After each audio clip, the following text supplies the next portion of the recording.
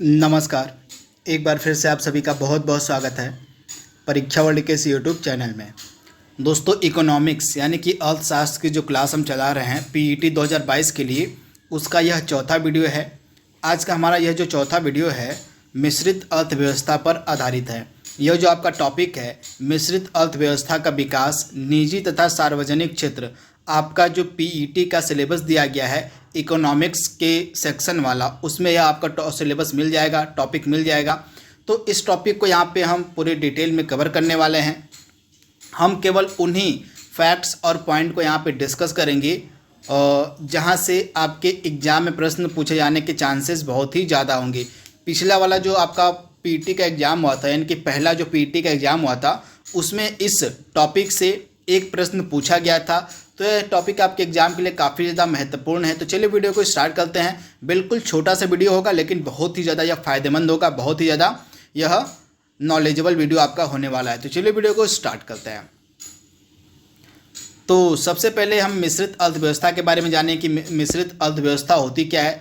तो बहुत ही सिंपल सी इसकी डिफिनीसन है मिश्रित अर्थव्यवस्था की। यह जो आपकी मिश्रित अर्थव्यवस्था होती है, इसमें जो है राज्य की अर्थव्यवस्था और पूंजीवादी अर्थव्यवस्था दोनों का लक्षण विद्यमान रहता है। तो आपको याद रखना है, और राज्य की अर्थव्यवस्था और पूंजीवादी अर्थव्यवस्था दोनों का जो लक्षण होता है आपको मिक्स्ड इकोनॉमी यानी कि मिश्रित अर्थव्यवस्था में देखने को मिलेगा। तो इसके बारे में आपको याद रखना है। आइए राज्य अर्थव्यवस्था के बारे में जान लेते हैं कुछ फैक्ट, उसके बाद आगे हम डिस्कस करेंगे मिश्रित अर्थव्यवस्था के बारे में। तो राज्य अर्थव्यवस्था हम किसे कहते हैं? इस अर्थव्यवस्था में उत्पादन हो गया, आपूर्ति और कीमत का जो फैसला है सरकार के द्वारा किया जाता है, यानी कि करंट गवर्नमेंट जो होती है उस सरकार के द्वारा ही राज्य अर्थव्यवस्था में उत्पादन, आपूर्ति और कीमत का फैसला किया जाता है। फिर इसके बाद आपकी जो पूंजीवादी अर्थव्यवस्था होती है, पूंजीवादी अर्थव्यवस्था में क्या होता है?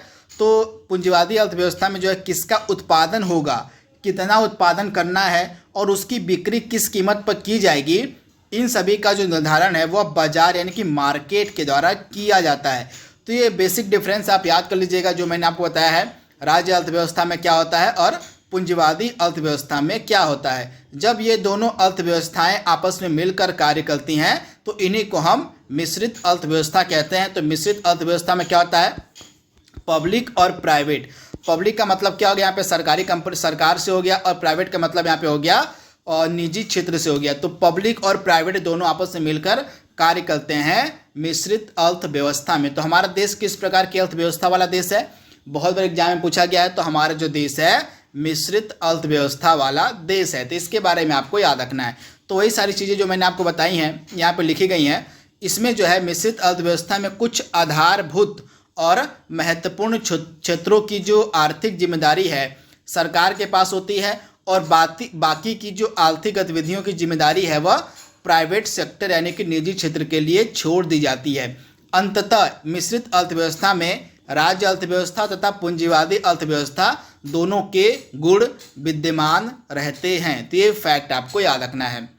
और यहाँ पे आप देख लीजिएगा, एक अर्थशास्त्री थे जिनका नाम था जॉन मेनार्ड केन्स। इन्होंने एक पुस्तक प्रकाशित की थी 1936 में। इस पुस्तक का नाम था the general theory of employment, interest and money. इस पुस्तक में सुझाव दिया गया कि पूंजीवादी अर्थव्यवस्था के द्वारा समाजवादी अर्थव्यवस्था को अपने में समाहित करना चाहिए। इसके बाद एक और अर्थशास्त्री आते हैं 1950 के दशक में, जिनका नाम था ऑस्कर लॉन्ज। इन्होंने सुझाव दिया कि जो समाजवादी अर्थव्यवस्था है, समाजवादी अर्थव्यवस्था को सुझाव इन्होंने दिया कि समाजवादी अर्थव्यवस्था के द्वारा पूंजीवादी अर्थव्यवस्था के अच्छे तत्वों को अपनों में समाहित करना चाहिए। तो इसको भी एक बार देख लीजिएगा कि जो आपके जॉन मेनार्ड केन्स थे, इन्होंने क्या सुझाव दिया था? तो जॉन मेनार्ड केन्स ने सुझाव दिया था कि जो पूंजीवादी अर्थव्यवस्था है उसके द्वारा समाजवादी अर्थव्यवस्था को अपने में समाहित कर लेना चाहिए। फिर आगे एक और अर्थशास्त्री आते हैं जिनका नाम था ऑस्कर लॉन्ज। इन्होंने 1950 के दशक में समाजवादी अर्थव्यवस्था को सुझाव दिया कि समाजवादी अर्थव्यवस्था को पूंजीवादी अर्थव्यवस्था के जो अच्छे तत्व हैं, जो अच्छी बातें हैं, उसको अपने अंदर समाहित कर लेना चाहिए। तो इसको आप देख लीजिएगा।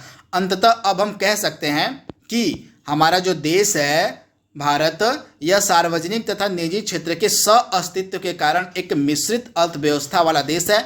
बहुत बार एग्जाम में प्रश्न यह पूछा गया है कि भारत किस प्रकार की अर्थव्यवस्था वाला देश है।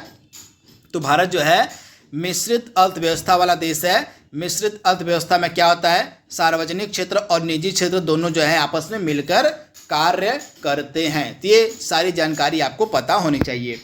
आगे बढ़ते हैं हम यहाँ पे, आइए देख लेते हैं कि अर्थव्यवस्था के क्षेत्र क्या क्या होते हैं।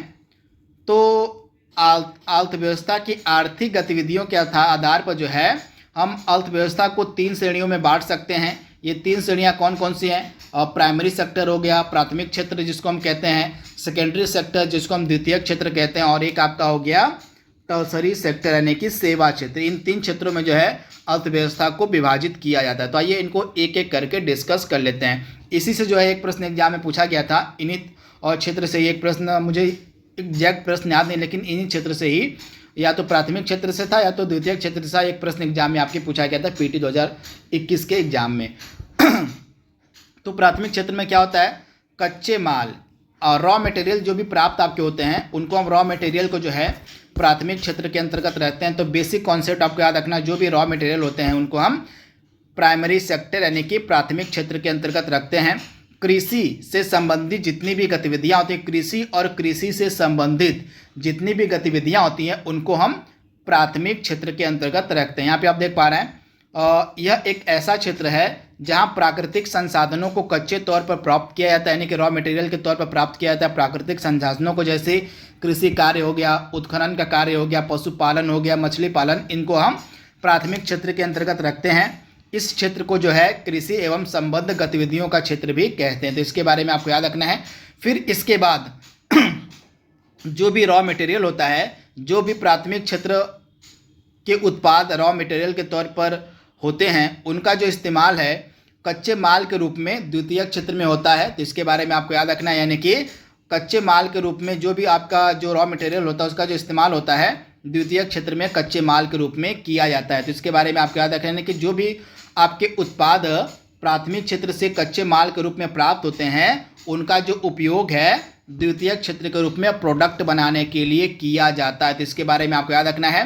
इस क्षेत्र को हम द्वितीयक क्षेत्र को मैन्युफैक्चरिंग सेक्टर के नाम से भी जानते हैं, यानी कि द्वितीयक क्षेत्र में आपका विनिर्माण का कार्य होता है। आप याद रखिएगा, मैन्युफैक्चरिंग यानी कि विनिर्माण का जो कार्य होता है रॉ मटेरियल के इस्तेमाल के बाद, उसको हम द्वितीयक क्षेत्र के अंतर्गत रखते हैं। इसके बाद आपका जो द्वितीयक क्षेत्र होता है उसको आप औद्योगिक क्षेत्र भी कह सकते हैं, यानी कि जितने भी आपके उद्योग होते हैं, जो भी आपके इंडस्ट्रीज होती हैं आपकी द्वितीयक क्षेत्र के अंतर्गत आती हैं। जैसे आपका लौह इस्पात उद्योग हो गया, वाहन उद्योग हो गया, वस्त्र उद्योग हो गया, फर्नीचर उद्योग हो गया, इन सभी में जो है प्राथमिक क्षेत्र के जो कच्चे माल होते हैं उनका इस्तेमाल कर प्रोडक्ट्स का निर्माण किया जाता है। तो ये कॉन्सेप्ट आपको याद रखना है।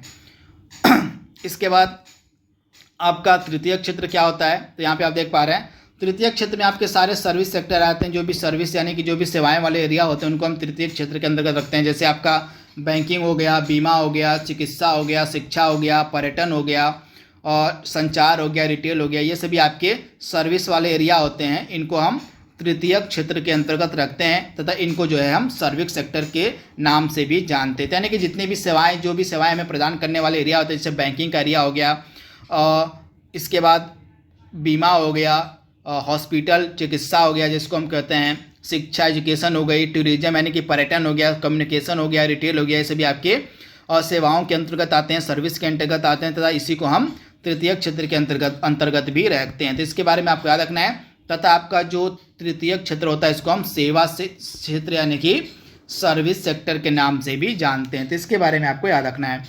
आइए अब अर्थव्यवस्था के प्रकार को भी देख लेते हैं। हमने अभी क्षेत्र को देखा है कि कितने क्षेत्र होते हैं अर्थव्यवस्था के। अब प्रकार भी 3 प्रकार की अर्थव्यवस्था हमारी होती है, कृषक अर्थव्यवस्था, औद्योगिक अर्थव्यवस्था और सेवा अर्थव्यवस्था। और किसी यहाँ पे आप देख पा रहे हैं, यदि अर्थव्यवस्था के सकल उत्पादन में प्राथमिक क्षेत्र का योगदान 50% या इससे अधिक होता है तो उस देश की अर्थव्यवस्था को हम कृषक अर्थव्यवस्था कहते हैं। यानी कि प्राथमिक क्षेत्र में मैंने जो भी आपको एरियाज बताएं, जैसे कृषि कार्य हो गया, उत्खनन कार्य हो गया, मछली पालन का कार्य हो गया, अगर इन सभी का कार्य किसी भी देश में 50% से अधिक और जीडीपी में योगदान करता है तो उस देश की अर्थव्यवस्था को हम कहते हैं कि यह देश कृषि और कृषक अर्थव्यवस्था वाला देश है। वहीं औद्योगिक अर्थव्यवस्था में क्या होता है, यदि अर्थव्यवस्था में द्वितीय क्षेत्र का सकल घरेलू उत्पादन में 50% या उससे अधिक का योगदान होता है तो उसको हम औद्योगिक अर्थव्यवस्था वाला देश कहते हैं। और ठीक इसी प्रकार से सर्विस अर्थव्यवस्था यानी कि सेवा अर्थव्यवस्था वाला देश कौन सा होता है?